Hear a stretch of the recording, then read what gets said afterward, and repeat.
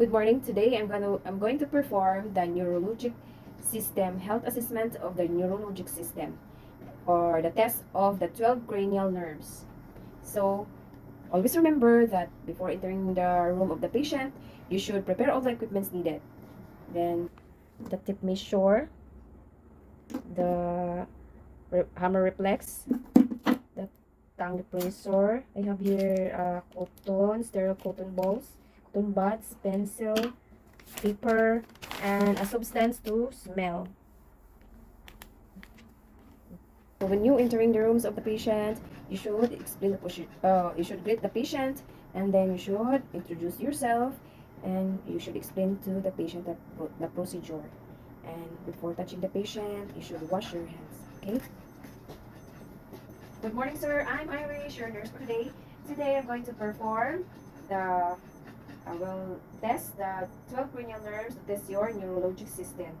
Okay, so wash my hands, provide privacy to the patient, put gown to the patient, and then, okay, sir, is it okay for you to ask some question? So, do you have any current symptoms of headache, numbness, seizure activity, dizziness, decrease in ability to smell or taste, ringing of your ears, changes of your vision, difficulty in understanding when people are talking, difficulty of swallowing, or any memory loss? In the past history, have you experienced any head injury, meningitis, encephalitis, spinal cord injury, stroke, or any treatment received? In your family history, do you have any high blood pressure family member? Yes. Okay, who among of your family having high blood pressure? Your My grandfather. okay, stroke, No. Alzheimer disease, No. epilepsy, No. brain cancer. No. And how about your lifestyle? Any medication? Have you taken any medication? No. Smoke? Did you smoke? No. Wearing of any protective headgear? No. What is your daily diet? And exposure to insecticides or any chemicals? No. Or have you experienced any lifting of heavy object? No. Okay, so that's all for my question, and let's proceed to perform the test of the 12 cranial nerves. To test the mental status of the patient. Assess level of consciousness, observe appearance and behavior, observe mood, feelings, and expressions, observe thought process and perception, and observe cognitive abilities of the patient. To test the first cranial nerve, or the olfactory. So, in ask patient to close eyes, and then close the other side of the nose, and let the patient smell the substance. Ask him if what did on the other side, and ask him what smell it is. So the second cranial nerve, or the optic. Ask the patient to cover the other side of his eyes, and then while he read the Snellen chart, and the other side, then let him read the Snellen chart. And the third cranial nerve, or the third, fourth, and the sixth cranial nerve, or the oculomotor, trochlear, and the abducens, are all about the test of the eyes. Observe the eyes of the patient. Inspect for the size, shape, and the color of his pupils. Let him follow the object. Then let him follow your finger. If he can follow, then let him move his eyes upward, downward, and to the left and right. Ito right.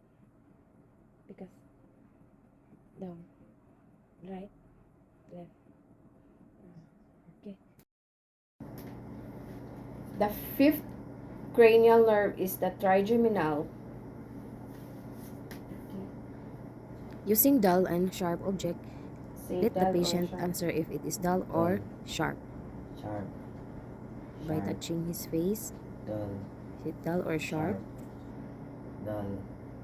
Using a sterile cotton balls, test his eyes if there is any response. Ask the patient to open her jaw.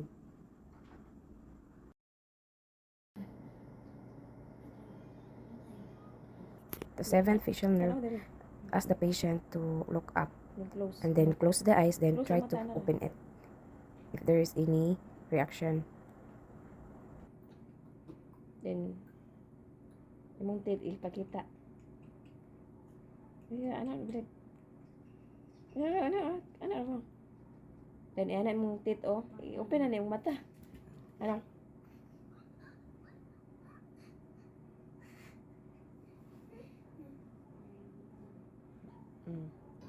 The test for the cranial nerve 8. Cover the other side of the patient's ears, then whisper words and let him say the words. 90. 72. Test for the cranial nerve, the 9th and the 10th, the glossopharyngeal and the vagus. Let the patient zip a little amount of water to observe if he can swallow.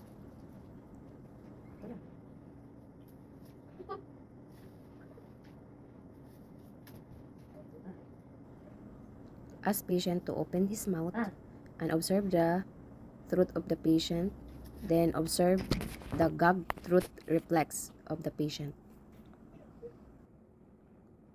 The 11th cranial nerve or the accessory nerve. Try to push the shoulder of the patient if he can control the force and his face.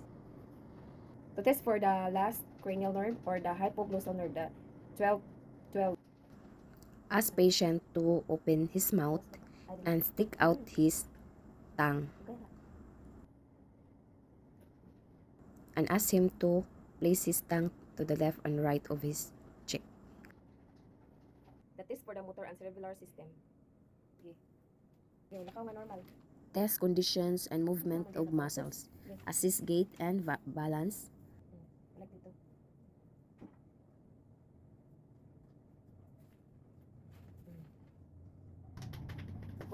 Test balance of fingers to nose.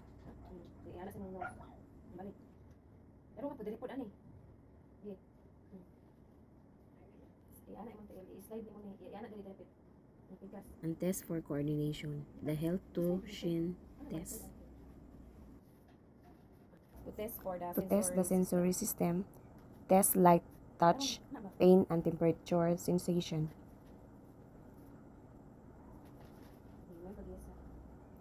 Test for the vibratory sensation. Test also the position sensation and test for the tactile discrimination.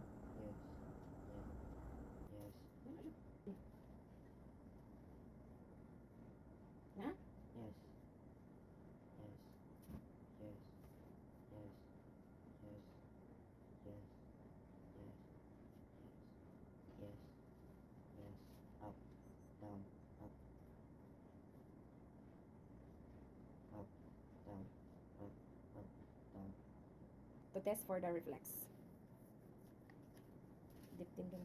To test for the reflexes, test the tendon reflex, biceps,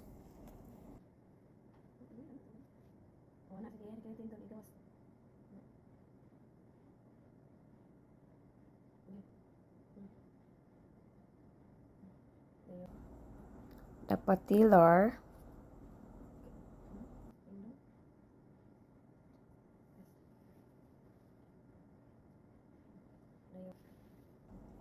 test for the superficial reflexes of the plantar abdominal.